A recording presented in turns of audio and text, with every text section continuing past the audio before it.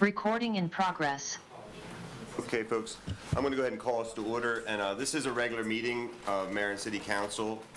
Today is August 12th, and our first order of business is, to, if we can, to stand, rise, and give Pledge of Allegiance. I pledge allegiance to the flag of the United States of America and to the republic for which it stands, one nation, under God, indivisible, with liberty and justice for all. Let's take a moment of silence.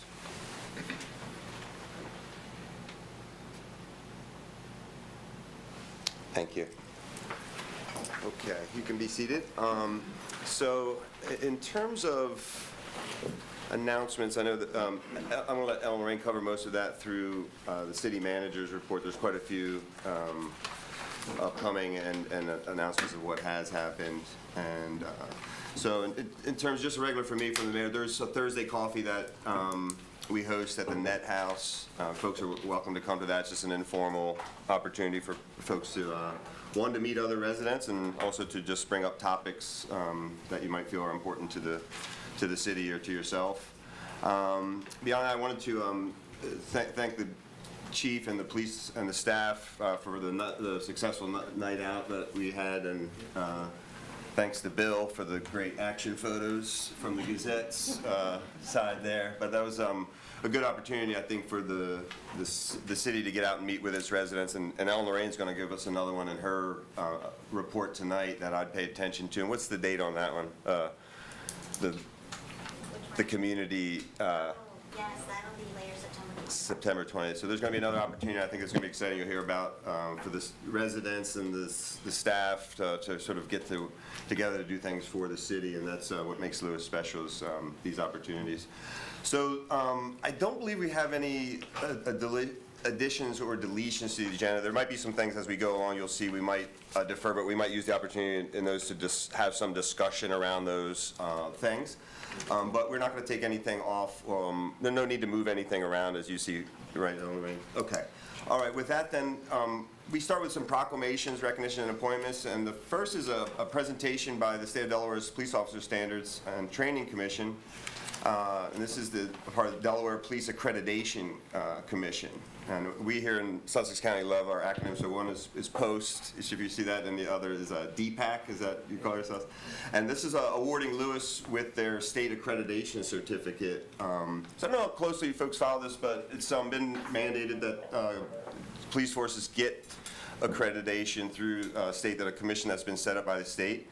And I'm proud to say that our department is one of the first to become accredited, and that's really a reflection of the fact that they were in a position to essentially go through the report with the commissioners and have a good starting point. And very few, if any, they never had to come back. They got everything accomplished in the day that the commissioners were here.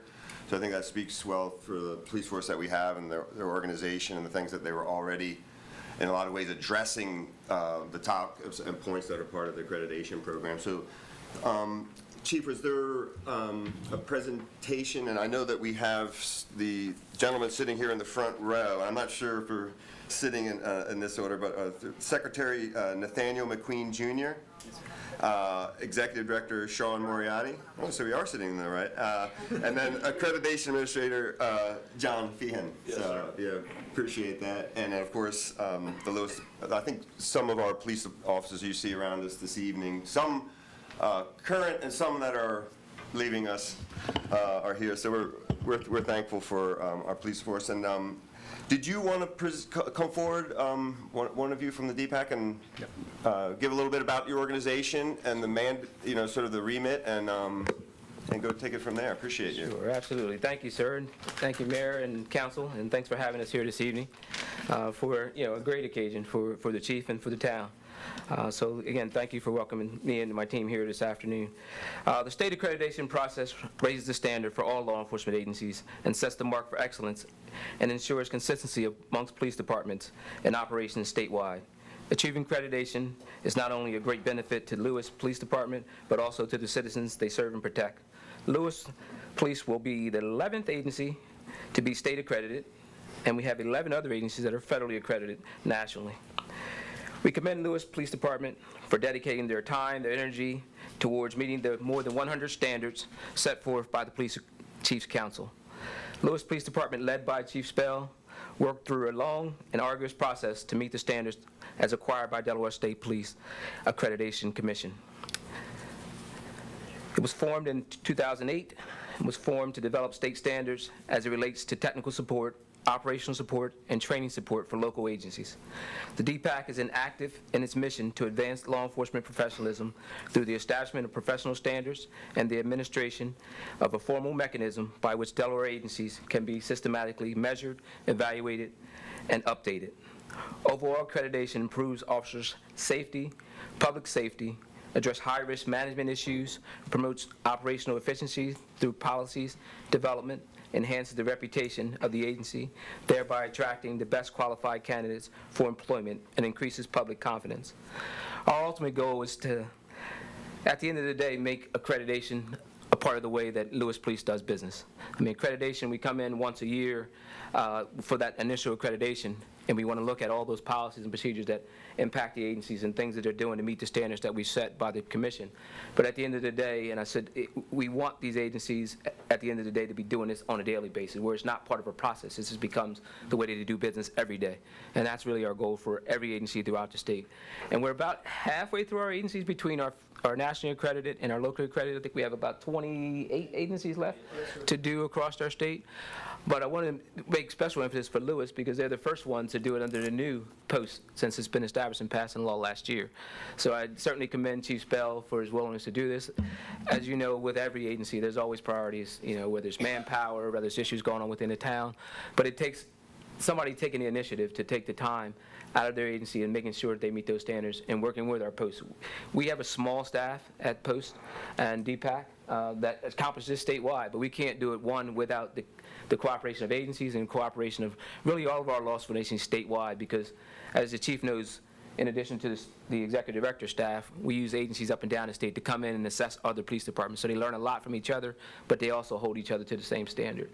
But again, I want to thank, Chief Spell, thank the town of Lewes, because really without the support of the town and the mayor and council, police agencies can't do this. As you said, this was a mandate put forth by the state, but they can't accomplish it without the support of town and council, whether it be new equipment, whether it be officer safety issues, and all those things that comprise the police department. If they don't have the support of town and council, it can't be accomplished. So again, thank you. I just want to again thank the chief, congratulate him on a significant accomplishment, and Chief Spell, I've known him for a long time, and I'm sure he'll maintain that standard, again, make it a part of their day-to-day business with the department. So again, thank you for having us here this evening.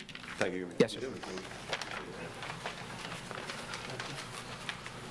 All right, if we could ask Chief Spell kindly, please, to come forward.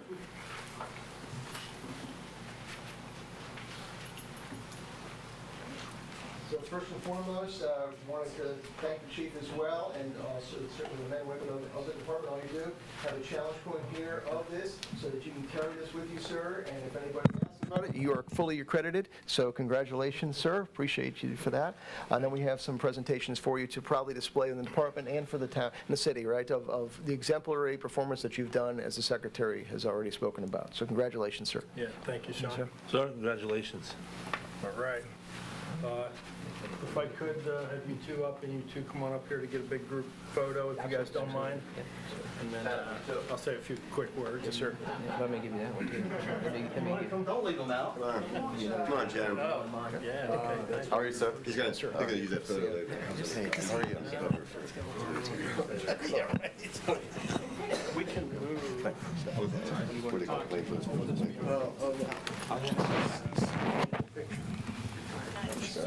Yeah, you're good.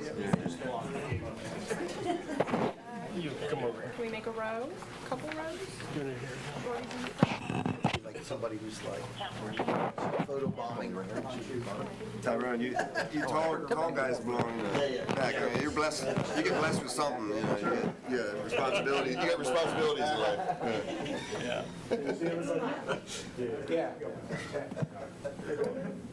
More technical from us. Can you tilt back down? There we go. Get rid of him down here. And he's having a heart attack. And her cousin is currently with him since his mother had moved to Indiana and tried to steal $100,000 from him. Father's a Walter Allen Bailey. And so they're in the small parking lot, and you go through the gate.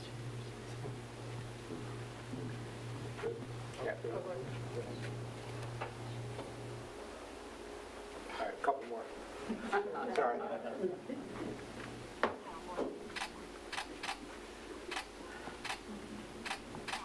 Thanks. Go ahead.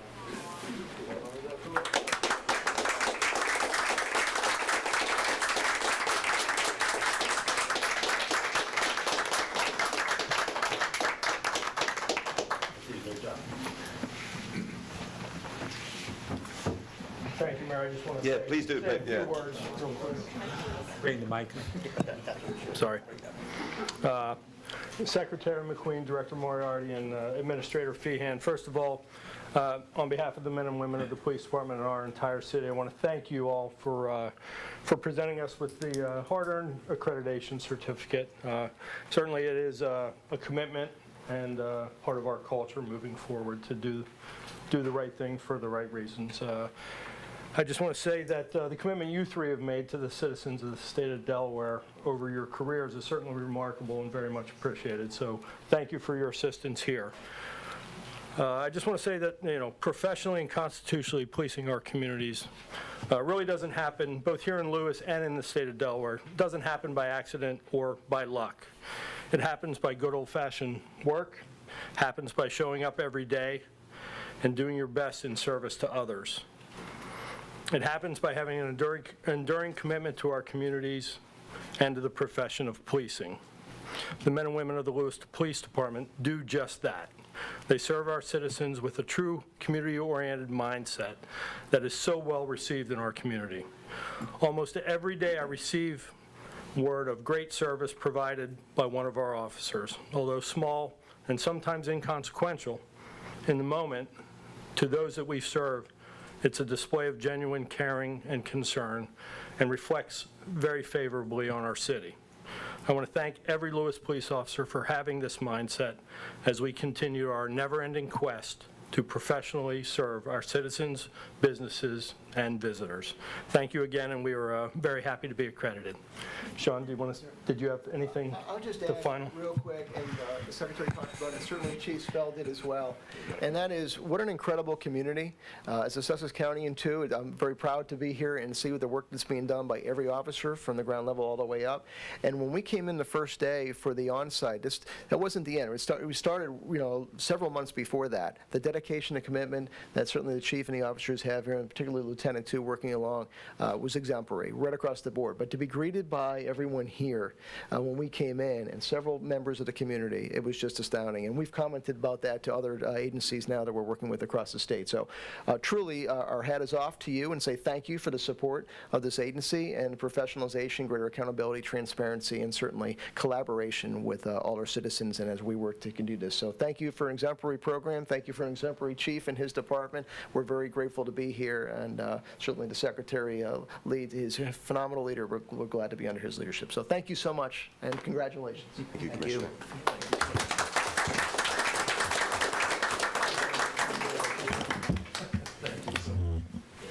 Yeah, I just wanted to echo, Commissioner Moriarty had touched on it, but the kickoff of the morning, they were getting accredited. There were quite a few members of the general public that, the Chief had asked to come and, share their experiences, and I think, too, we live in a community where the officers on a first-name basis. It's a pretty special place in that regard, and I think we count ourselves fortunate to have the team that we do, and it starts with the Chief Spell and the team he's put together, and the leadership and the respect that they have and the culture they've built is impressive, so much appreciated.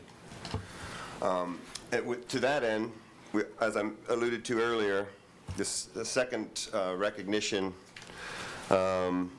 goes to a long-standing officer here in the city of Lewes. So just because our kids are the same age, same school, and ran in some similar social circles, got to know personally and know him as not only a good police officer but a good person, and that's Officer Chatham Marsch. And I know he's been on retirement already for a couple years, but now moved on to a second, a couple weeks, I should say, but, sorry, yeah. Sorry, it just seemed like that. No, just kidding.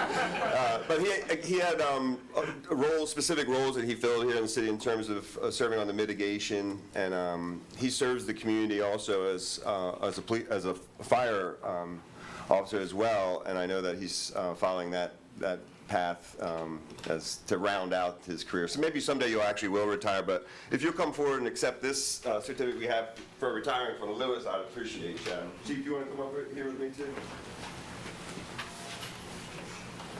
So, Chad, remind us, I know you were 19 years here in Lewes, but you have total years in the police force, total. 23 total serving its community as part of the police force, so that's remarkable. I'm entering about my 23rd, 24th year of employment, workforce, and I can't, just doing that, putting day on day serving the community, really not for the finances of it, but for the joy of serving someone else is really remarkable, Chatham. So I really appreciate your service and your continued service with the fire department. Thank you.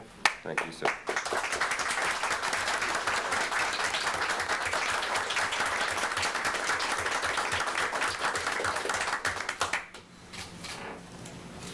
I left these glasses on to make myself look older. Oh, thank you. Congratulations. Thank you. And no big speech? Yeah, go ahead. No. Yeah, come on. You're It short was of fun words. working here, getting to know everybody, working with these guys behind you, and sitting right here. I couldn't ask for a better career. And I can't, like I said, it's been a great career working here in the city of Lewes. Thank you, Chatham. All right. So we do appreciate it. And we know Chatham won't be a stranger as such. We'll see him around, I hope. So the next are appointments, and in this case, some reappointments to the Parks and Recreation Committee. So I'd like to have for consideration and I want to mention, so Blue, you do have it back up, because I saw Marty was on there previously. It looks like everyone who might have gotten bumped off for our technical glitch is back on. Okay, that's good. So we're going to ask for the reappointments of Mardi Thompson as our tree commissioner. Mark Shue, I believe, serves in H.P. Smith Park. Rodney Robinson in the Canal Front Park. And Bill Adelman is now at He's still at Stango, but we're okay. going to look at moving him to 1812 and Mary Okay, Vessels. so we'll grab that flexibility on that appointment? Okay. We're still communicating. So understanding that flexibility, given those other appointments, can I get a nomination to reappoint those individuals to the Parks and Rec Commission? I'll make a motion that we accept the appointments to the committees. Okay. I'll second that. All in favor? Aye. Okay. The next is, again, reappointments of a Board of Adjustment, which is, just again, like to reiterate, they've served the city quite well and quite frequently over the last couple of years. So we have the fortune of having the willingness to have reappointments potentially for Denise Emery, and Richard Grier-Reynolds. And their terms would begin September 1st, and they would expire September 1st, 2027. So would someone make a motion to accept Denise Emery and Richard Grier-Reynolds for reappointment to the Board of Adjustment? I'll make a motion that we accept the reappointment of Denise Emery and Richard Grier-Reynolds to the Board of Adjustment. Okay. Motion? I'll second. Second, Council President Saliba. All in favor? Aye. Aye. Okay. This one, I'm going to be asking for nominations for appointments. So at our most recent joint meeting with the BPW, we decided that we would form sort of a steering committee that would be made up of a couple of council members and a couple of board members. And that would serve as sort of a starting point as we got into the larger discussion of how we use our jointly shared known properties. So with that in mind, does anyone have a nomination for this committee? I would nominate the mayor and the deputy mayor. I think that this is a very strategic steering committee, and I think it's important that our top leadership is there. I would also suggest, even though The charge was just to have 2, that obviously Ellen Lorraine and Austin should also be part of that. Agreed, I think that was considered. So Amy's nominated councilperson Saliba and myself. I'm willing to serve on the committee. Are you? Oh, absolutely. On the committee? Yep. Okay, so with that being said, if I'll someone wants to second. second it, we'll be willing to step into the breach, I guess. Okay, all right, so Amy makes Councilperson Marasco makes a nomination, Councilperson Richard makes a second. All in favor? Aye. Okay. So that's what we have for recognitions, appointments, and proclamations. We have a consent agenda. I don't think Austin is able to join tonight, and Tom let me know he's actually also unavailable. So what we agreed to do is just accept their minutes as a part of the consent agenda. Were there someone from the fire department that wanted to address us? No? Okay, so we can also accept their report as part of the consent agenda. Chief, we've heard from you tonight already, but do you want to, nothing else to pull out? Okay. So with that, oh, okay. No, Mayor, I did just want to Okay, thank everybody in the community that came out for National Night Out. It was a really nice event. The evening turned out beautifully. We skirted the weather, which was nice. And thank you for volunteering for the dunk tank. I know you're passing that on next year to somebody else up here, but we'll identify that as we get closer. But no, thank you to the community that came out and all the police officers and city staff that assisted. Yeah, and that was it was an impressive display. I would call it, Jim Behringer, if you're watching later, impressive slider that you've got there. Very accurate with the fastball and the slider. So you got me. Yeah. So with that, we have police, finance. Anyone want to pull anything out of the consent agenda in particular? No. Okay. With that being said, then, can I get a motion to accept the consent agenda to include the minutes of the BPW, ourselves, financial activity report, police activity report, and the fire activity report? I move that we accept the consent agenda items, including the Board of Public Works minutes. All right. And I'll second. Second by Councilperson Richard. All in favor? Aye. Aye. Okay. Ellen Lorraine, let's give Blue a chance to pull up the report and take it away.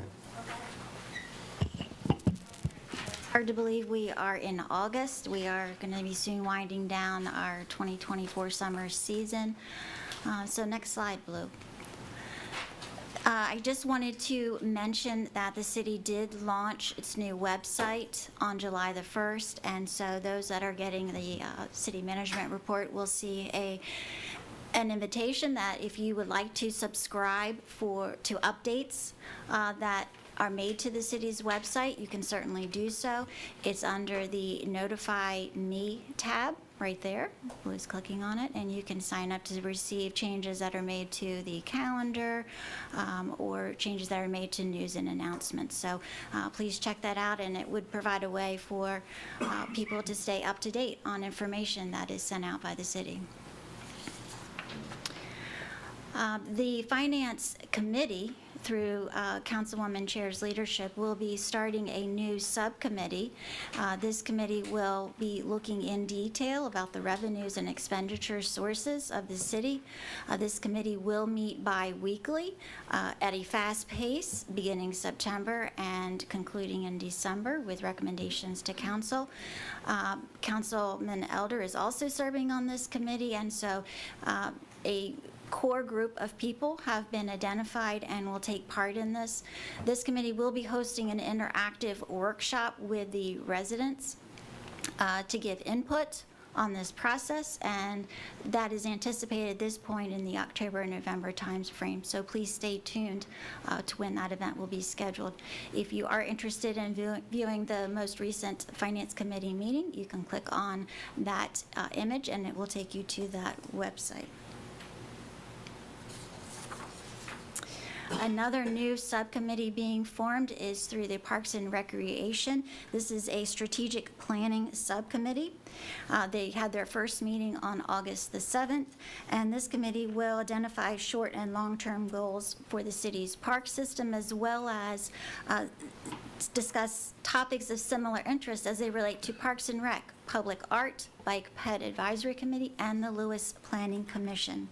Again, this is an ongoing subcommittee, and their first meeting is available for viewing if you're interested in getting caught up. On July the 18th, the city held a public informational workshop regarding marijuana. Again, Commissioner Koop visited with us and gave a presentation on the aspects of the new law. The timeline for that is on the right side of your screen. They're going to be accepting, I think they moved up the deadline for, the applications can be submitted starting Monday, the August 19th. And they will start handing those out based upon the area. For example, cultivation, they will hand those licenses out beginning November. Production manufacturing will be December 1, and then retail will be March 1 of 2025. That informational workshop can also be viewed through that hyperlink, or you can access the State of Delaware's Office of Marijuana Commissioner's website as well. At that meeting, I will say that Commissioner Koop did review Sussex County's recently approved ordinance, and some of the details are no retail within 3 miles of a municipal boundary, no retail within 3 miles of another retail store, and no retail within 3 miles of a church, school, college, or substance abuse treatment facility. The city will once again be participating in a national community national community survey through the National Research Center at Polka.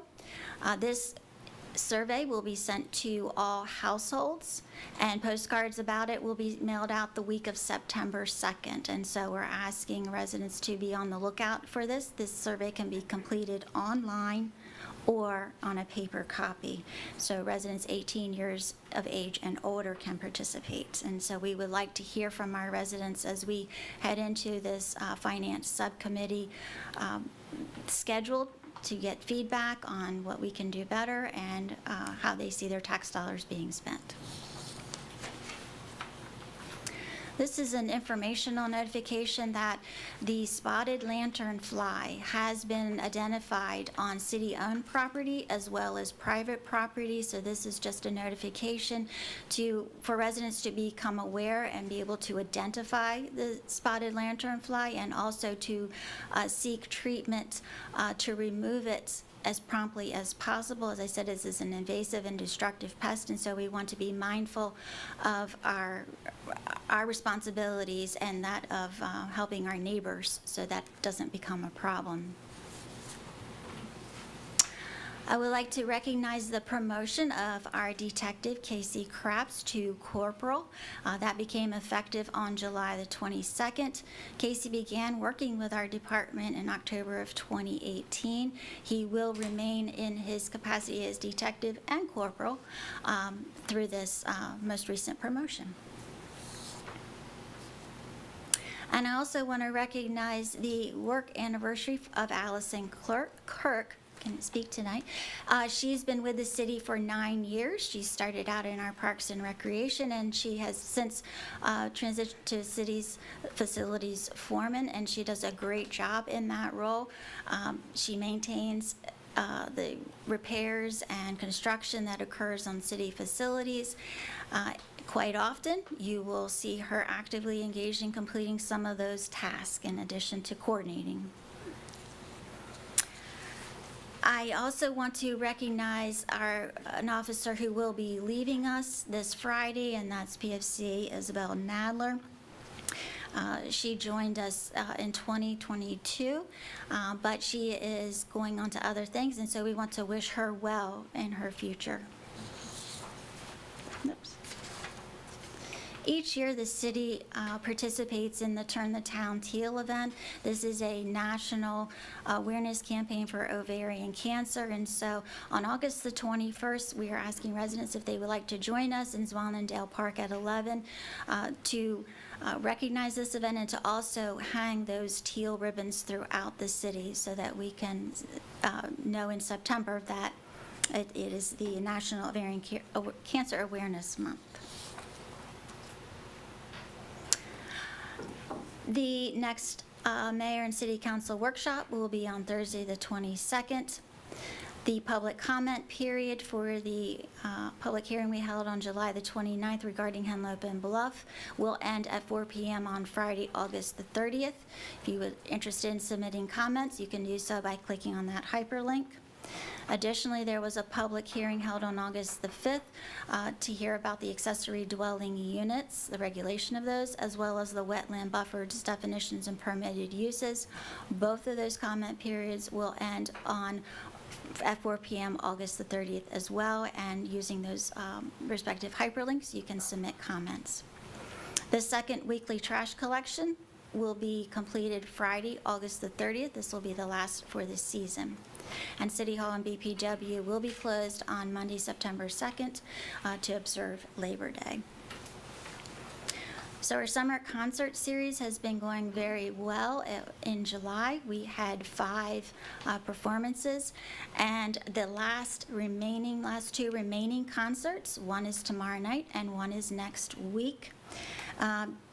Since we're having such beautiful weather, tomorrow night's performance will be outside at Stango Park, and it has been confirmed. The Frozen Farmer will be in attendance again, so you can get a little treat as you enjoy the performances.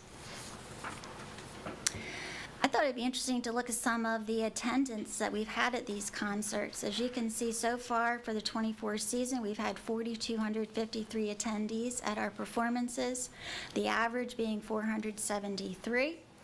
The highest attendance was the Hot Sauce Band in June at 730, but of the performances in July, it was the Mark Taylor and 685. So we are seeing much greater attendance this year at our performances than we did last year. On the recreational side, we have been busy when it comes to issuing permits for recreation in our parks.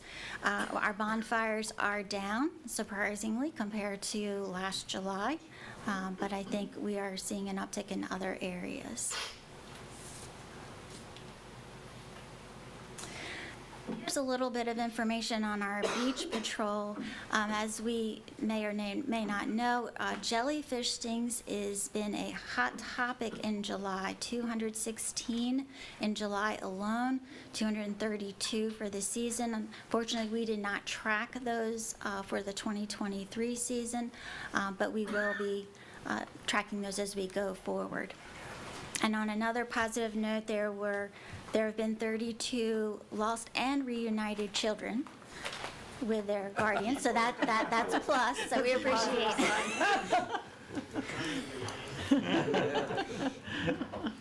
Okay. On the business licenses side, we are up 57 compared to calendar year 2023. On the short-term rentals side, we are up as well, and also on long-term rentals, so we've seen an increase in those. And you can view the tonnage collection for all of our case items. Building permits, we issued 58 in July compared to 65 July of 23. Year to date, we are up 321 as compared to the 249. And at our workshop, we kind of reviewed our questions, comments, and concerns portal. And this is where those that are interested in sending the city a question, comment, or concern can do so again from our website. It's on our main screen. If they click that icon, then they are able to select which area of concern or question it's most applicable to, and then that will get sent to the personnel, city staff personnel that can most promptly respond to that. So in July, we had 28 submissions. Year to date, that brings us to 68. Because of the time of year, you can see the beaches, parks, and playgrounds have had the most inquiries, which is not surprising. But we do have staff that do respond promptly, and so we encourage everyone to use that portal. It is the quickest way to send a question, and it's even a good way to send all of council a question, comment, or concern. Okay, are there any questions? That's it. Thank you. Thank you for that. I would like to also, Mayor, I'm sorry, Yeah. to have Shelby Shockley come up to Yeah, make yeah. a special announcement. Come on.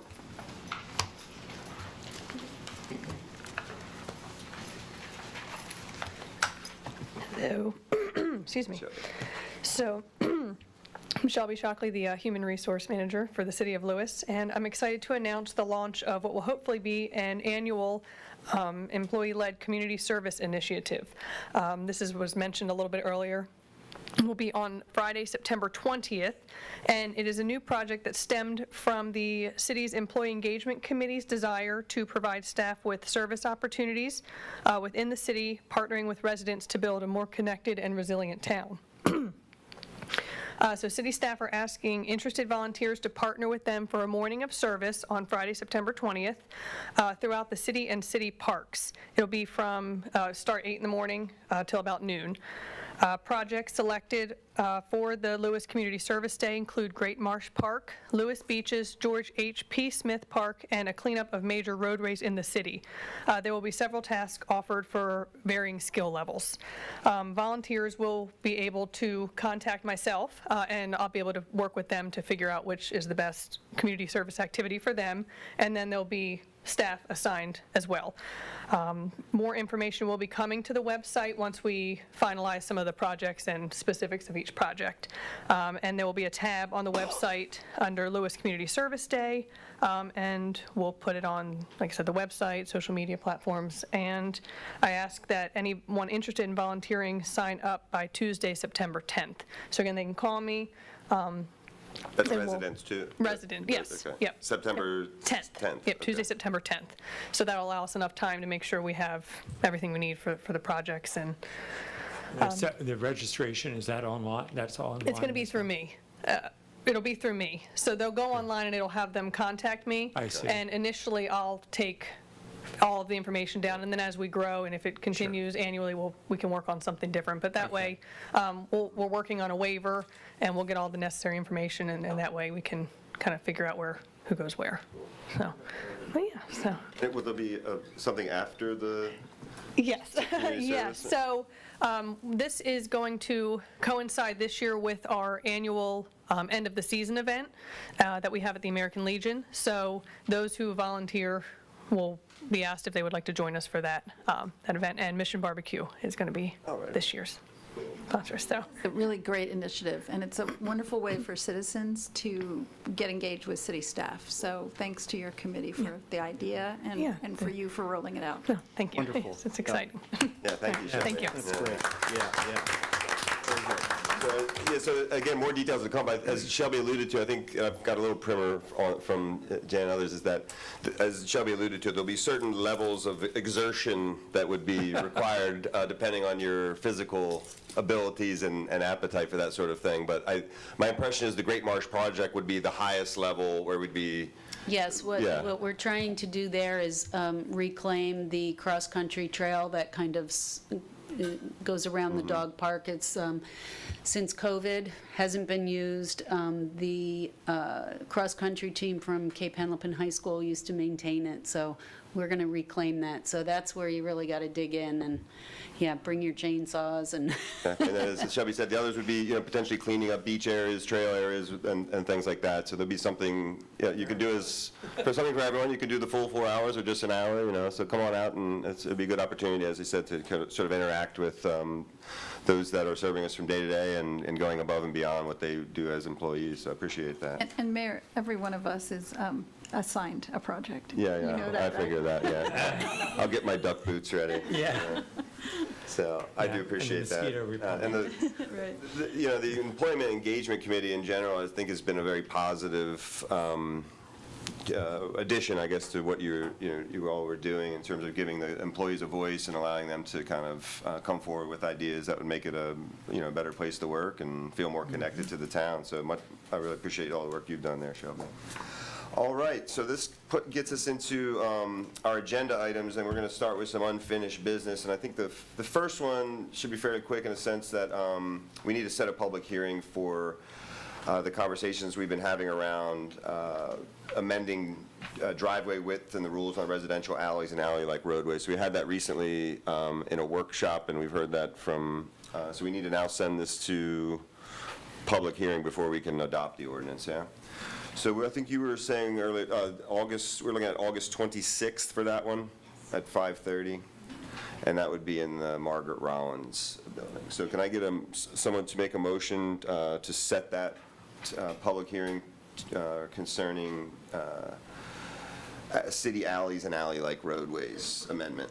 I'll make a motion that we move this ordinance forward to a hearing Okay. on the 21st. 26. 26th. That would be Okay. it. That's fine. Can I get a- 5:30 at Rollins, right? Yes. Can I get a second on that? I'll second. Okay, motion is second. All in favor?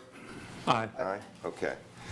The second item we did hear recently in a workshop, and this one I think I anticipate a little bit more discussion today, and that's possible action to include scheduling a public hearing and special meeting to amend Chapter 183 Vehicles and Traffic, Articles 12, Schedules, Section 183-39, Schedule 1, no parking, and Section 183-41, Schedule 3, no stopping, standing of the municipal code relating to limiting the stopping, standing, and parking of vehicles on certain portions of Sussex Drive between Savannah Road and the entrance to the Highland Acres neighborhood. So my understanding here is we could take some action if we wanted, because it's not part of the code that requires us to have a public hearing, and for expedience of time, you are sort of the mindset that you studied this and you feel it's the best solution in this scenario? From the police department perspective, that's accurate, Mayor. We've, along with the city manager's office, we've, engaged all the stakeholders. We think we have a pretty solid plan and support for this initiative to move forward. School starts, the Thursday after, or Wednesday after Labor Day, I think it is. But school staff start the 26th of August. So, The time is signs are short. there, from what I understand, correct? There are some additional needed, as well as, quite a bit of curb work, Okay. painting done, and other things that will take some time for the city to accomplish. What are your thoughts on if we were to set a public hearing if we were to go forward on this, and then set a public hearing, say, in November, December timeframe, once you've seen how it's worked through the first semester, to then allow the residents to come forward and say, hey, this is not working, or it is, and here's some tweaks? Is that? Certainly wouldn't be opposed to that. We will, as this unfolds, we're committed to engaging all those stakeholders in real time as things are occurring, to try to make changes as needed. I see what you're saying. So we will continue to do that, but if you want to have, a broader hearing, we're fine with that. Is part of your proposal actually to stripe out a turn lane and to have these areas that you kind of described where the residents can make their way past the queued traffic? Can you again describe how that? Yes, that is a center turn lane to turn into the Fred Thomas Middle School, and still have the far right or closest lane to Lewes Elementary School as a bypass to the neighborhood. Another concern that I've envisioned, and I actually discussed with Norman the way over here, is what's to prevent these folks from then using Highland Acres as the queue? Have you gamed that out? As a holding area? That's what your question is? Yeah. Yeah. No, I would say. I mean, it's a city street. Understand the challenges, but I don't know that. Because that's my concern, is if we say, oh, no, sure, no parking on Sussex Drive, then what you might get is just the folks coming and then just queuing around the circle and then waiting and then coming this way. I don't know how to, that's just something I thought of as a potential issue that might arise. Some concern for that. I also have some concern with, sporting events, people parking in the neighborhood. I think we can manage that, but it could be problematic for residents. I understand. Speaking to the sporting, I'm sorry. Have you thought of any solutions if they would start queuing in that area? The only other one would involve more signage saying, residents only, especially particularly between certain school hours or something when they would be queuing. And that way it would give the residents abilities to say, hey, this person isn't my friend. So, this along with more robust enforcement on Savannah. Or someone down there just saying, do you live, I don't know if that's possible. If as traffic, as they go by, I think it's kind of multi-pronged as far as additional enforcement. I'm going to be drafting a letter that the principal is going to send out to parents, urging them to stick at their pickup time, not come early, there's not room, and the effect it has on our community. And, you know, we can't, you know, mandate everything, but we can certainly try, and we're committed to trying that in concert with, you know, some staging of pickup times, the grade. She has it all lined up. They do a really nice job internally at the elementary school. And Chief, you've met with both the elementary school principal as well as the intermediate school principal, is that correct? Yes. And shaped this proposal, is that right? Yep, Janet Ellen and I met with them. Lieutenant Lozado and I had a couple follow-up meetings with them, Okay. and, you know, generally good cooperation on their part to, So you have good channels of communication between them and Yeah, very expect to be able to tweak this once Very it's What launched? about the sporting events? I'm sorry. yeah. The sporting events, I don't know, I know that there were letters that have come in. They seem a little unknown. I'm sure they're not unknown because the county or the school board issues some kind of permit. But how do we know about those? How do the residents know about those? How do we prepare for lots of folks coming from out of town who are going to be inclined to? So during the week, I Park think where it's they want mostly like middle school sports, so baseball, softball, Yeah. maybe soccer. They only have 3 or 4 teams, I think it is. The parking lots of the school are available for parking during those times. Obviously, they're not going to be able to park on the street right next to the baseball field, if approved. So, you know, 2 days a week, maybe. What about weekend conflict with the farmers market using that in the fall? I don't think we have any information on athletic events as far as. Weekends in middle school. Yeah, I mean, I don't think the school does, but, But I you know, think should that they have what a I'm talking about lacrosse is tournament? the neighborhood showed us pictures of Yes. weekend. Cross tournament. That was a lacrosse Tournaments. tournament. that was- Right, that's that what I'm was- really talking about. I'm not talking about the school events after school. I think we're all used to those as parents, but it's these big sporting events that come into Lewes. How do we know about them? How does the Farmers Market Committee know about them? Folks that want to use that parking lot. Are you notified by the school district of these events? The lacrosse tournament, not specifically, because I'd like to think it wouldn't have gotten in that condition had we known.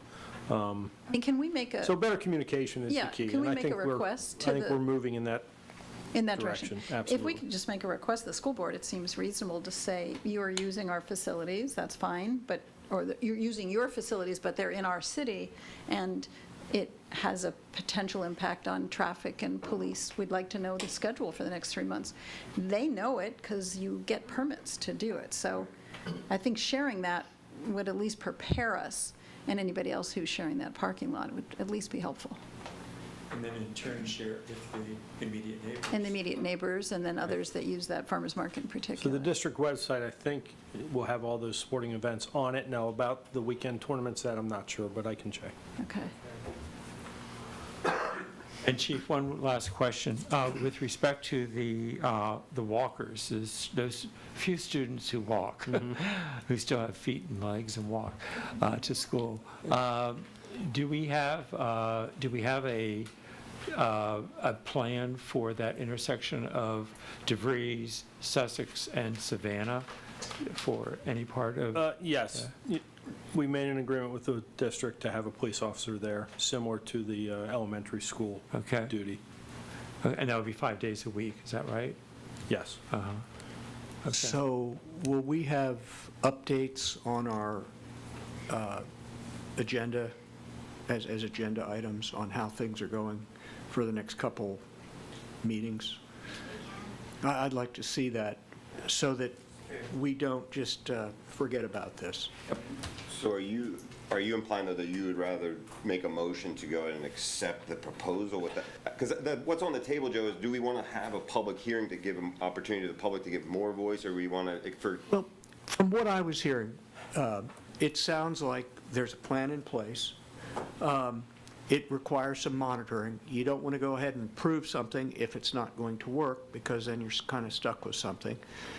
If it's flexible, but we put an agenda item on, let's say into, I don't know what month, September, October, maybe even November. I mean, things are going to change up, but if we put them on our agenda, then we'll be getting an update about how things are going and what's being done to correct problems. Like, my concern is, if stacking happens in the development, I think we need to address it immediately and stop it before it gets out of control, because I've seen what's happened out on our main street with the elementary school. And it's easier to correct something like early on rather than to wait. We need to establish habits. And once people get into the habits, I think good things will continue to happen.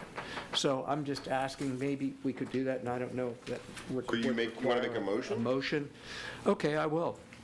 I'd like to make a motion that we put the parking situation on Sussex Avenue and the elementary school on agendas until Are you November. suggesting you approve, what the chief is asking is to approve the no parking now, sans public hearing, and then, Right. then you would have the monitoring of it without him, giving him the authority to make it no parking. There's nothing to monitor. So then, I guess I would like to make a motion that we approve the current parking plan, and then that we monitor it by way of reporting and as agenda items until November, the end of November. Chief, could you just make it part of your regular police report that you deliver to us monthly? Yes, that's what I was going to suggest. And so, and do we need more detail about what the plan is, Alex? Because it is specific about where the park. So just to clarify, was your motion to adopt the agenda, adopt the ordinance? Yes. Councilman Elder, can I make a friendly amendment that we adopt the motion as a pilot? Thank you. Okay? Yeah, and that's kind of what I was getting at. I think we before the cement dries, we want to be able to get in there and tweak things to make sure everybody's happy and this is all working out for everyone. Because this has been a pretty major issue for the development back there. If we're going to go route of a pilot, what's the time frame you were thinking? I would do that from now, so that the chief can start implementing the plan until, I don't want to choose Halloween. Let's just say, mid-November. So If that it's there's. working well, you just stick with it. If it's not, you tweak. Correct. So, and I think there are a couple of points. One is that the chief has already met with stakeholders. So in other words, there's been a lot of stakeholder involvement and engagement. But it's controversial to the neighborhood, to the school, to the city, as the chief mentioned. So the pilot allows us to really formally say, when it comes back, we're going to make a change. And then when we have the public hearing, they're reacting to the change perhaps as well. Okay, so it's not just open-ended. It actually says, we saw some things that are working, we saw some things that are not working. The chief revises the plan, and then there's a public hearing to that. And if it's dramatic, then we can change quicker. Yes. I mean, if something is really It's a amiss. pilot, you can pull it up and say, you know what, it's not working. Right. Okay, so what I'm hearing is Joe made the motion to accept the proposed parking plan as proposed as the chief in the police department. Councilperson Marasco has asked to amend it just to put a sunset of, is it a sunset as such, or are you just calling it to? Call it a pilot. A pilot. Okay, to run it to November 30? Yeah, probably mid-November. Why don't we do it until the public workshop in November? Okay, that's a decent idea. 'Cause that way it's Perfect. already on a. Great. Great idea. Great, that's a great idea. So whatever the November workshop date would be, Ellen, that's the third It's like round. Thursday or? We might have to move to the last one because that's Thanksgiving, right? The 28th? Yeah, 28th is Okay. normally held. We could have it December 5th. That would be the workshop? That would be the workshop. I would do it December 5th because people have Thanksgiving. I like that. Right, and then we don't have a workshop at the end of December, as I recall, correct? So basically, we're running from September 5 to November 5, yeah, or December 5, yeah. Okay. So, Does that work for you, Chief? And then we can reevaluate how. It does. I think it makes good sense. We have the elementary school down. I mean, we've handled that for years now. It's not an unknown, but the Fred Thomas presents a new dynamic for us, so I think that makes good sense to reevaluate it. And could we potentially put out at least some temporary signs in front of Highland Acres? Again, we're talking about setting habits, early days of school, just saying, do not queue your cars, this is a residential neighborhood, do not queue here, just temporary signs, like get them, On something. okay. Yeah. And that would be helpful if it's included in the correspondence that the principals are preparing to send out to parents. And then Because the other question I have, Chief, was with respect to there was a few spots, I think, on the, we'll call it the southbound side of Sussex Drive that would be reserved for, that would be open for parking. Does your plan call those out at least at this point to be reserved to allow parking? Or does the plan that we're going to vote on include parking, no parking all the way up and down both sides? No, so from 30 feet past that stop sign to the first driveway of the foundation, there's about 72 feet there, and that would be available for parking. And you get 3 or 4 Yes. spots there? Okay. And so tonight, I think there's been a request by the foundation, but we don't need to decide tonight whether we would reserve those for them. We're just saying those spots that right now, what we're voting on, will be open for parking for someone. And at a later meeting, we can decide whether we want to reserve those for the foundation. Okay.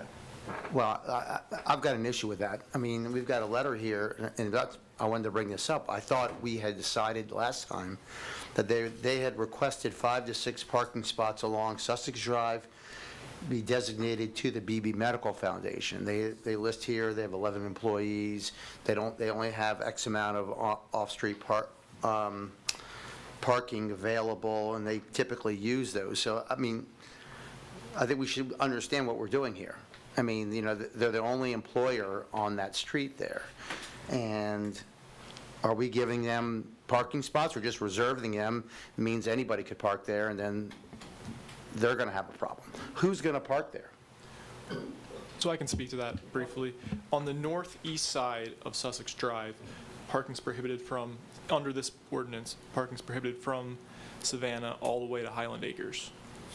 On the southwest side, where the BB facility is, parking, stopping, standing is prohibited from the street right behind BB, that is Shields Avenue to Highland Acres. So from Shields Avenue to Sussex, there's no prohibition on parking, stopping, or standing.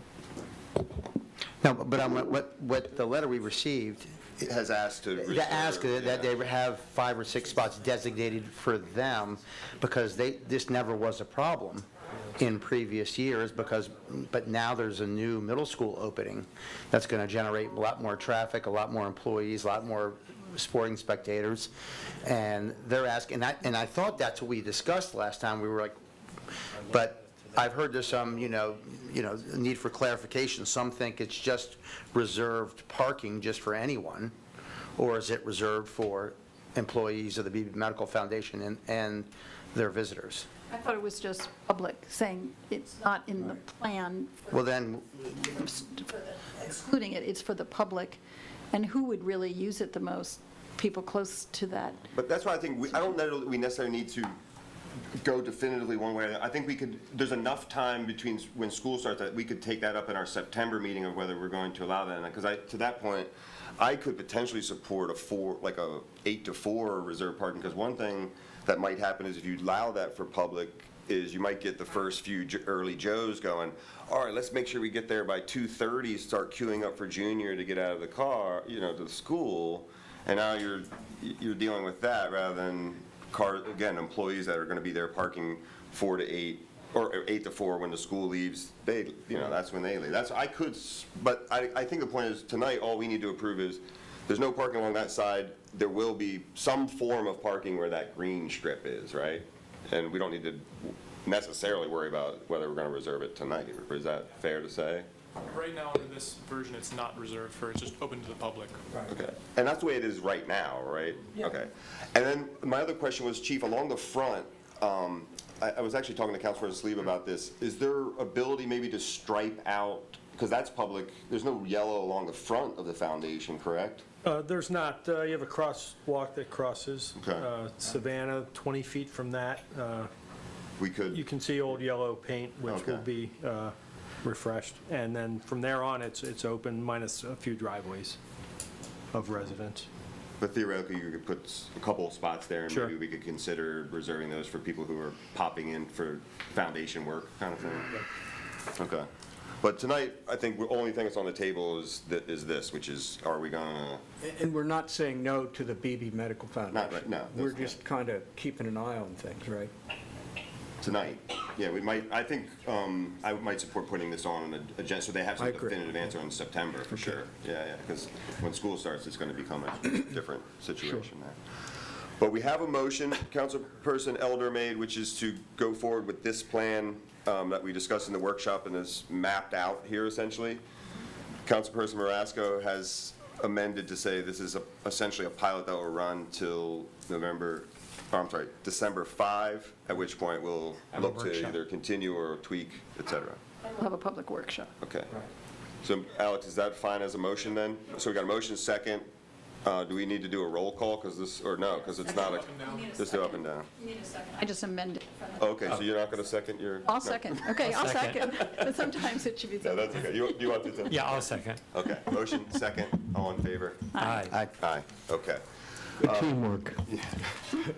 And I would, to that point that Councilperson Sleever brought, it might be beneficial to maybe put on a workshop agenda, at least to kind of have a further discussion on, because I said, like, there's pluses and minuses to it from both ends. All right, the next two items are H3 and H4 have to do with hearings that we had on lodging and short-term rental tax. And I was actually just going to make them a suggestion, if someone would be willing to, if your committee might be willing to take these on, rather than take action on them tonight, whether it might make sense to send these to the Finance Committee to, again, further study, because I think even at the, we're talking about up to 3%, like, well, we don't know, or is it any, so. I would prefer if you refer Would you take to that us. on in your committee? I think that's a good idea, and, one of the things that was brought up at one of the hearings was that we want to make sure we have equity. And I think by doing a study, we can make sure there's equity all across the board in all of the expenditures as well as revenue side. Yeah. And that way, we're not doing one thing at a time. Exactly. Also, we're going to be looking at any increased revenue from whatever source. Well, what are we doing with that? And so Yes. it's going to be more logical, I think. I'm glad So- you're willing to take that on. So, Alex, would you be more comfortable if we made a motion on each of those to refer them to the committee, or are you fine with just this as? You could just do it as mayor, just recommend. Okay, you that's what don't I'll have do to take then, action. is rather than take this up as action tonight, H3 and H4, I would recommend that we refer those to the Finance Committee for further discussion and input. So no change in those right now. Is the- No. Is the bottom line. I just wanted to clarify that for those who are interested in this, and I know many are, that this is not going to be an open-ended, No. revenue subcommittee. The plan is to have some recommendations done by, and prepared for mayor and council by December. Yeah, Exactly. end of year. That's why our cadence is every other Yeah, week. so, good point. Yeah, I meant to, that is a good point. I knew we're hoping to get done by before budget Yes, season, so. yes, definitely. Yeah, exactly that. Good point, Councilperson. So, that's where we are with that. Sorry for those folks who maybe attend on that, but I think this is going to put us in a better place to have more public input and more financial folks looking at the different sources of revenue that we do or don't have in the city and where they go. So I think it's a better, it'll make us all feel more comfortable as we go forward on this one. All right, so the next one is one that we've also had around, it's a H5. So this is a continued discussion, possible action, including scheduling a public hearing to consider an ordinance regulating or prohibiting for a fixed period of time the operation of marijuana cultivation facilities, marijuana product manufacture facilities, marijuana testing facilities, and retail marijuana stores within the municipal town, the boundaries of the city of Lewes. The reason I read it that way is we have given ourselves a bunch of flexibility here as a council. We can take action tonight, we can set a public hearing, or we can do nothing. Now, what I've confirmed with Janelle is, it is the selling of marijuana is a retail operation. So if we do nothing, and I think Ellen Lorraine represented the 19th was coming around, and someone comes into the city of Lewes to ask for a retail license, you, as would rightly give them a license to sell retail products. Correct. Which would not be, in this case, defining marijuana. It could be anything, right? Correct. So that's kind of what we're up against now. So that's why we've given ourselves a few options. One of them would be, we said a fixed period of time. Could be a moratorium. The other question I have for you, Alex, is we are correct that if we do nothing broadly saying retail, since the state's calling this a retail operation, doing nothing means we're opening ourselves up to having it, right? Sure. Doing nothing means it's all allowed with no city regulation. Okay. Yeah. So I guess I'll put that to the council here is, what's your pleasure in terms of dealing with the time frame that's up against us? Well, go ahead, I'm sorry. Please, go ahead. Well, I'm certainly, interested in this issue like we all are. We've heard a lot from a lot of people. Everyone from, we're the last coastal town to actually bring this up for consideration. I mean, everyone else has banned it.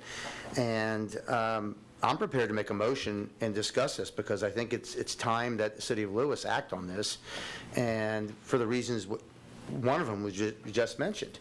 I mean, if we do nothing, we're opening ourselves up to someone walking in the door and applying for a license, and then people are going to say, well, I thought you banned it like everyone else did. You didn't do it. I mean, we need to act one way or another, I believe, certainly on the retail sale of marijuana.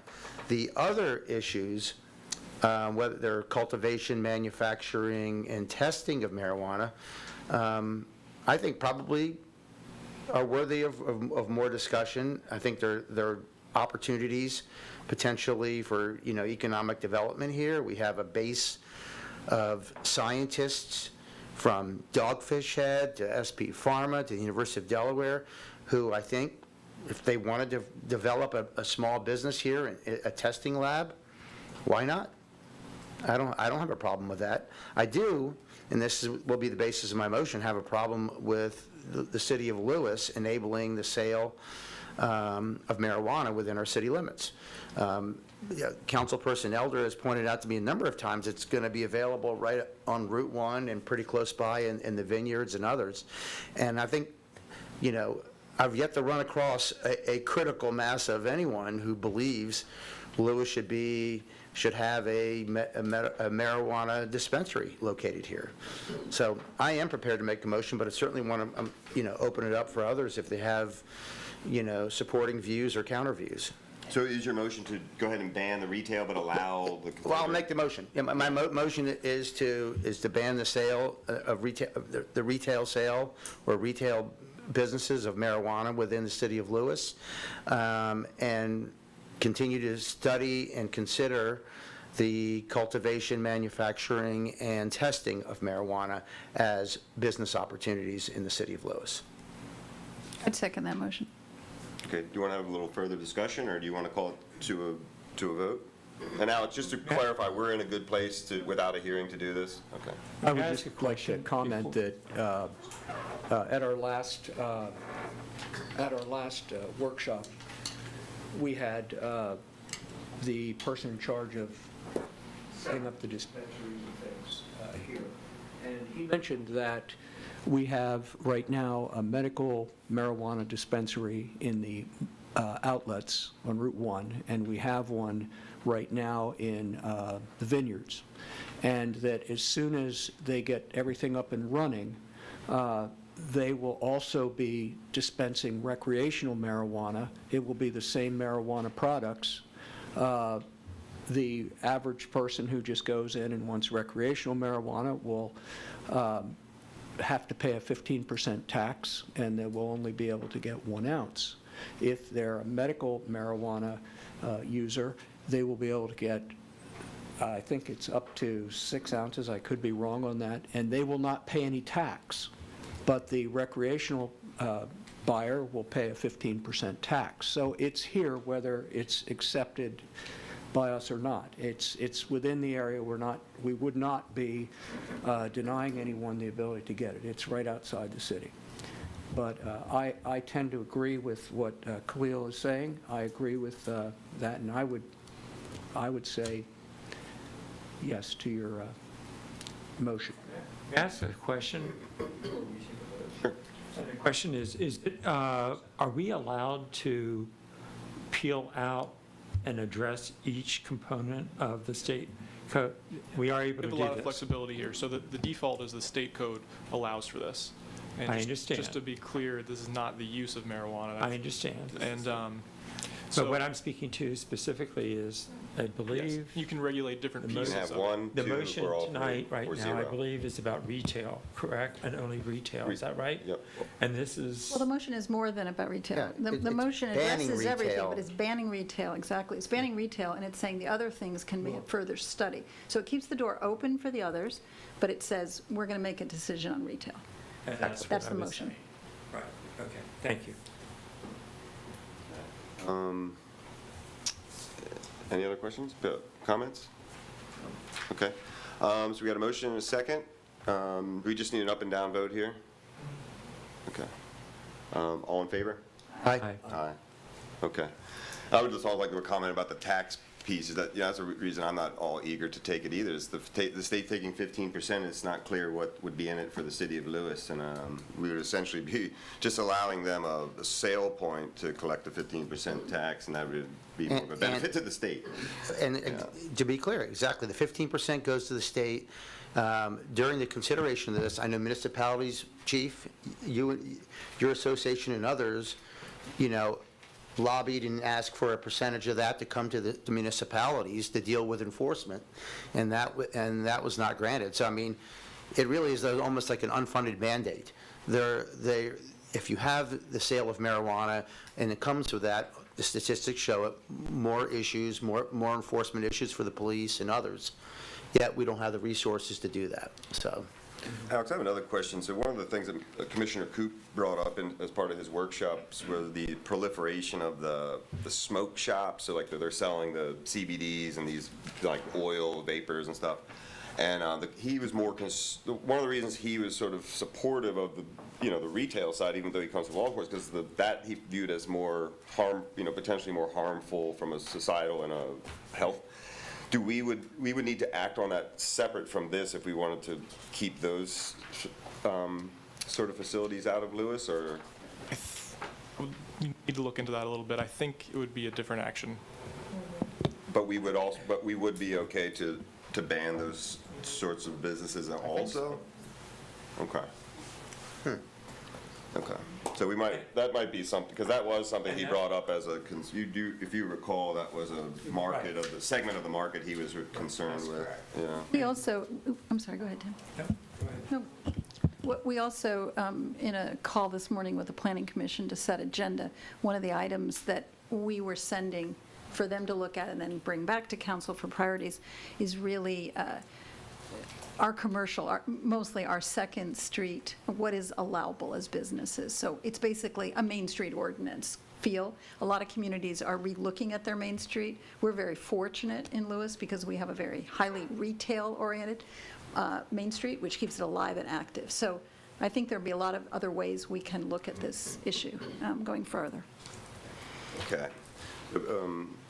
So we've acted, so the rest of the county can, put us in that vote as well. So we've actioned it. So the next thing we'll move on is new business. There's two that should be, these appeared recently to us as a little well-known section of code, Chapter 79. So we've got a couple of these. The first is discussion of possible action on a request from Mertech Marine to acquire a permit to replace a bulkhead, existing mooring piles, and finger piers at Inn and Canal Square and Mariner Way Marina in accordance with Chapter 79 of the Municipal Code staff.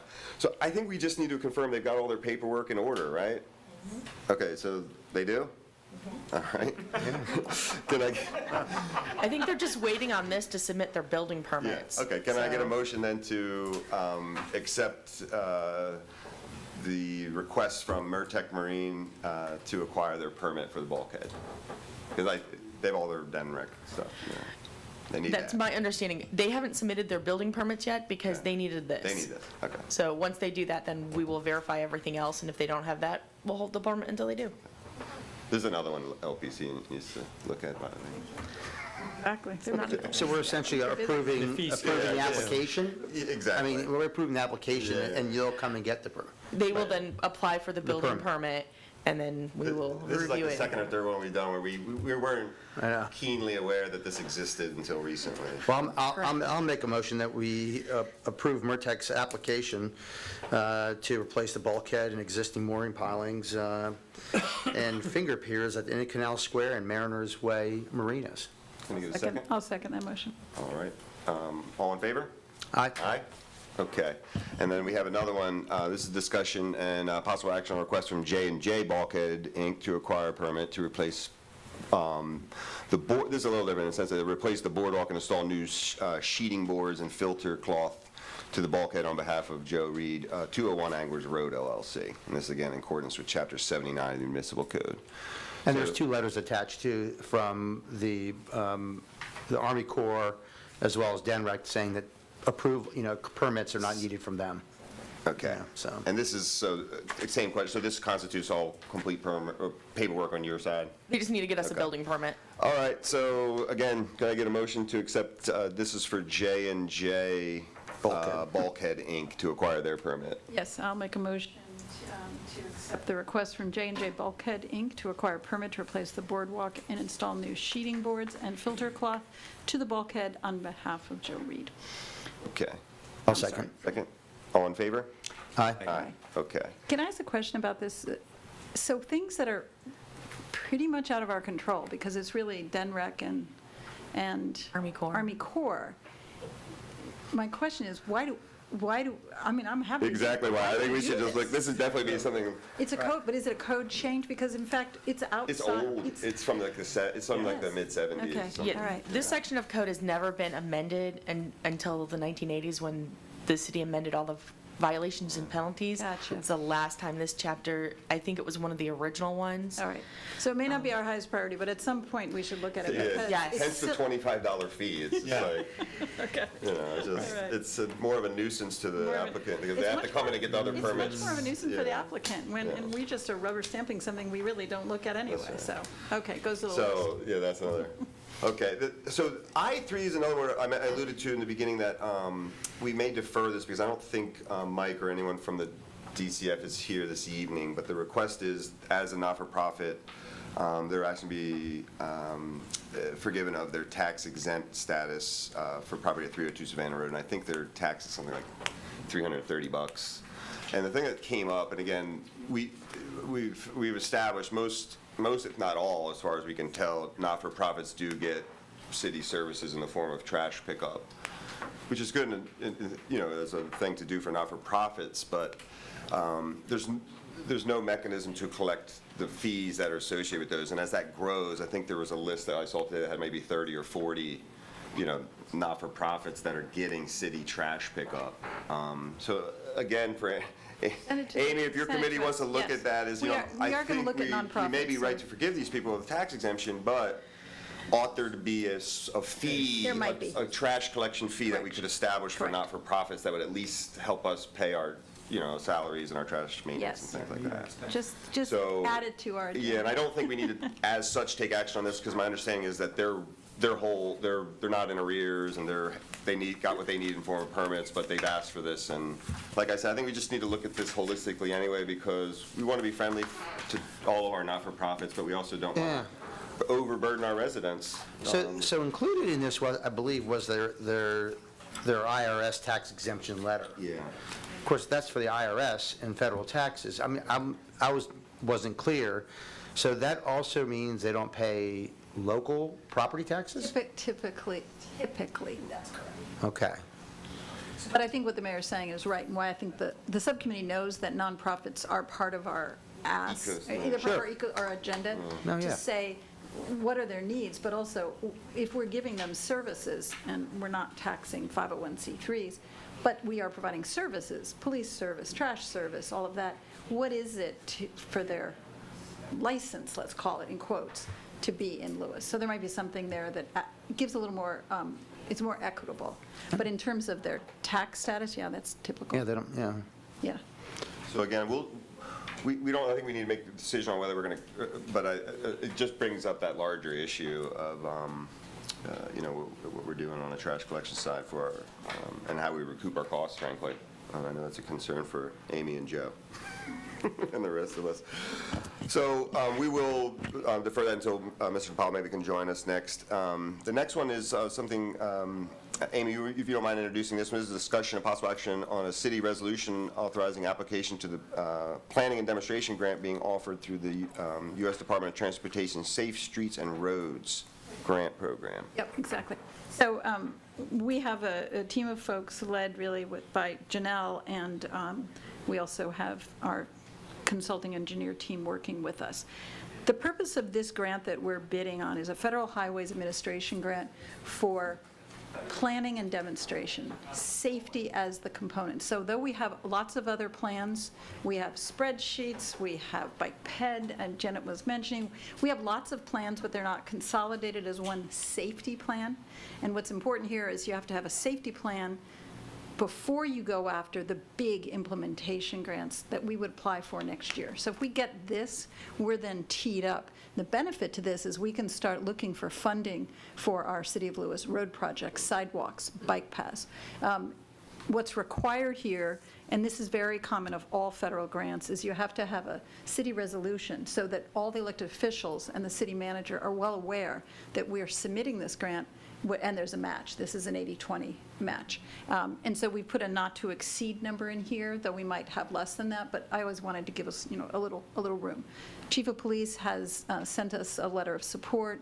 Khalil's been helping me get the other letters of support from state and other entities that will help coordinate. So, go ahead. I was going to ask you on the 20%, is there anything that prevents us from getting that through other grant, or what are the funds that we can get through CRS funds, things like that? Is there anything that Yes, prevents? but it also doesn't have to be cash. It can be in kind. So Janelle's time can count as example. So can the chief's time.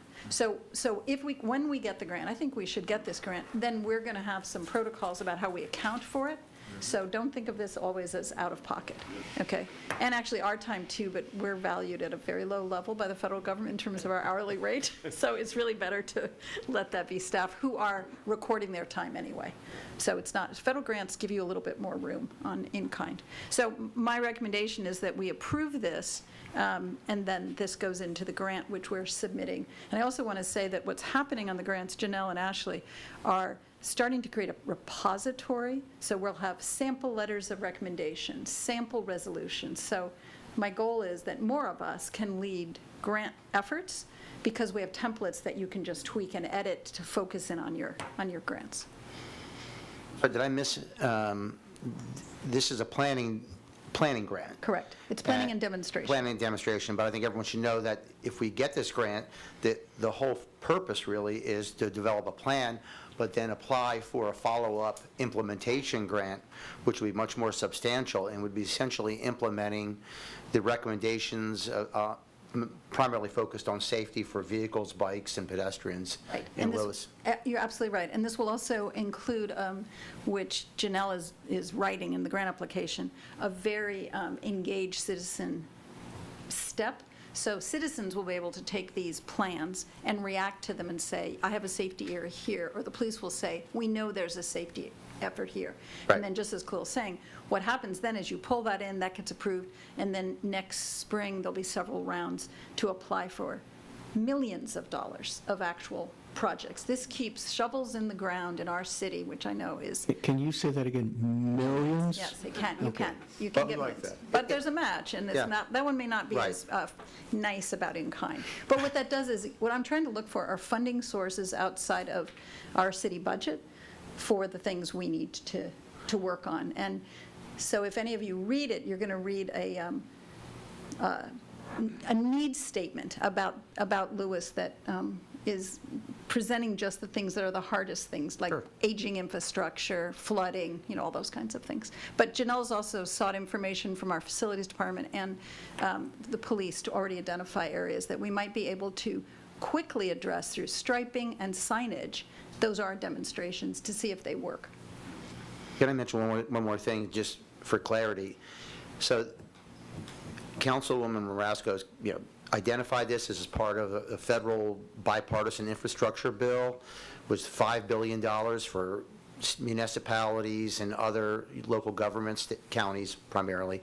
There's about $2 billion left, but it's also important to know that, Mary Roth, who chairs our Bike and Ped Committee, is well aware of this.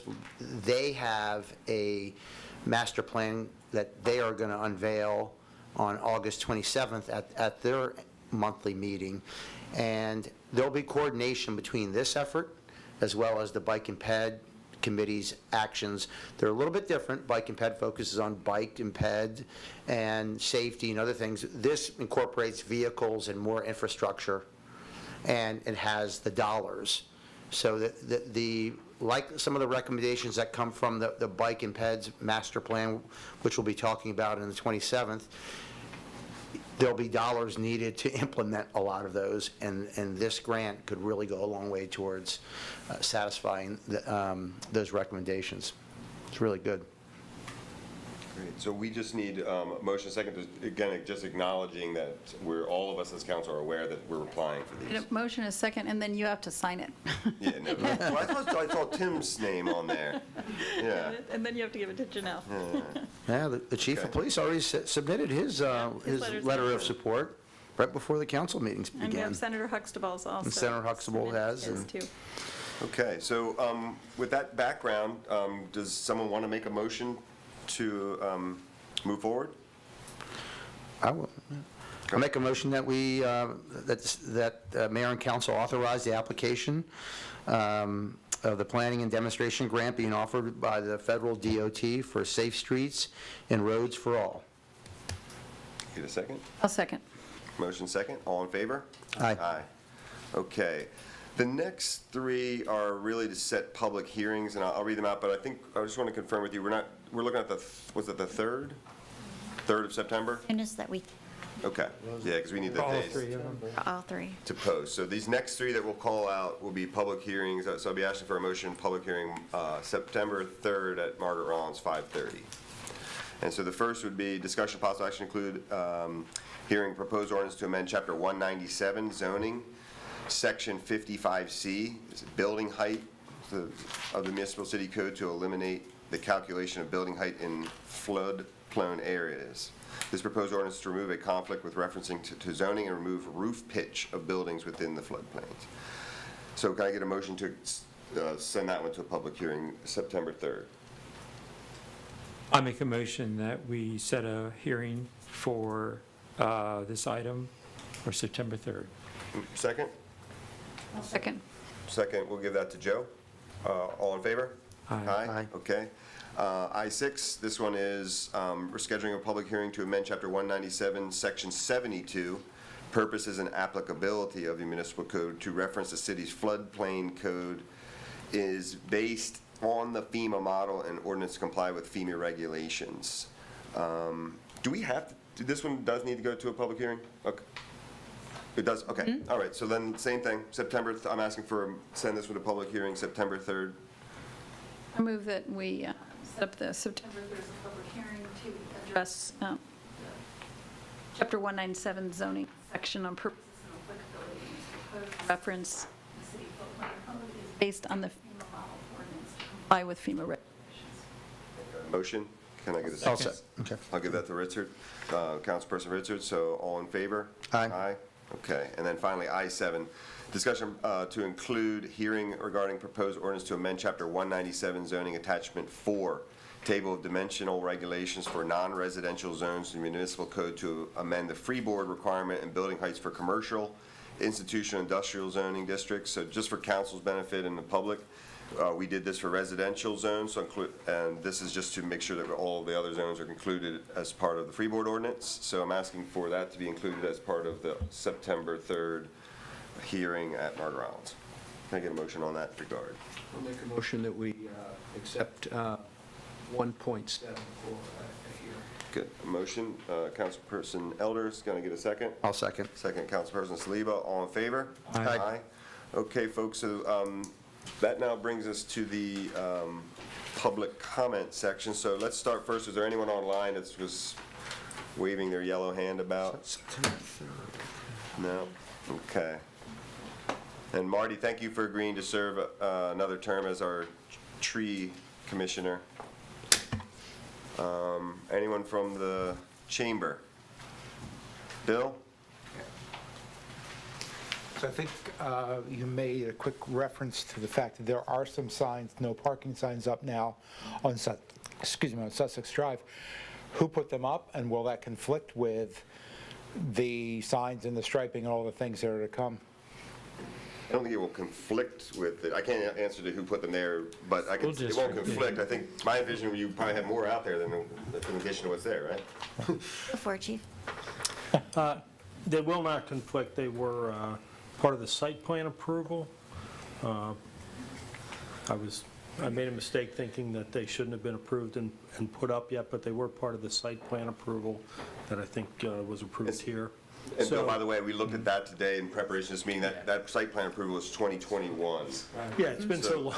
Yeah, exactly. So to Chief's point, the site plan called out where these should exist, and there might be an amendment to that to include more. Yeah, we'll augment that or change them as we see fit to meet our needs. So the district basically put them up? Yes. Is that, okay, all right. And the other question I had, I don't know if you're aware that some restaurants now have ambient music up, and it's only been a couple days in one case. Have you heard anything, any I've actually experienced it. I have heard a gentleman at my coffee on Thursday said that he wanted to go see and experience it and was, again, surprised. He enjoyed it, but also confirmed that once you step away from the property, you can't hear it. Right, okay. So, like I said, I've only heard so far positive things from it, but to your point, I think there's only been 2 or 3 adopters. Yeah. Yeah, the one place where I was had just started it that day, apparently, so, so it's recent, but, okay. How do you feel about it? You know, turning the tables. You can say no comment. Well trained, Bill. Yeah. Well, you know, it's something that I knew it was coming, so I was, you know, It's field research. Yeah, so, but. Reporter work. All right. Thanks, Bill. Thank you, Bill. Good follow-up question. That's actually good. He dodged the bullet. Yeah. Deep undercover. Anyone else? He's not supposed to have an opinion. Okay. Just before you adjourn, Mayor, sorry Sure, to interrupt. Janelle emailed me, she raised a good point. For the public hearing date for the alleys ordinance, it looks like we're not going to have time to. Want to do them all on the 3rd? Yes. Let's do that. So do we need us to make a re-motion on that? Yeah. Let's do it. Did someone who made that motion? Councilperson Elder, and it was seconded by Councilperson Ritzer. So good follow, Janelle. So do we want them to just re-motion? So we're now talking about H1, Joe.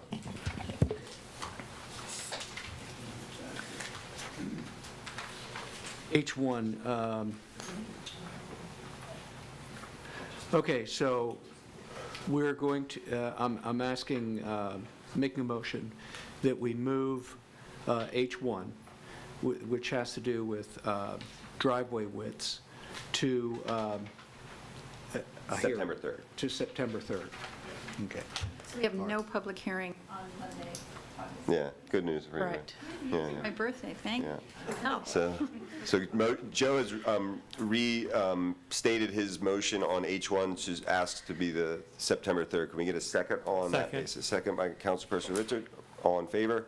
Aye. Okay, good catch on that. And with that, I'll call for an adjournment. Come on. I move that we adjourn. Okay. Second. All in favor? Aye. Okay.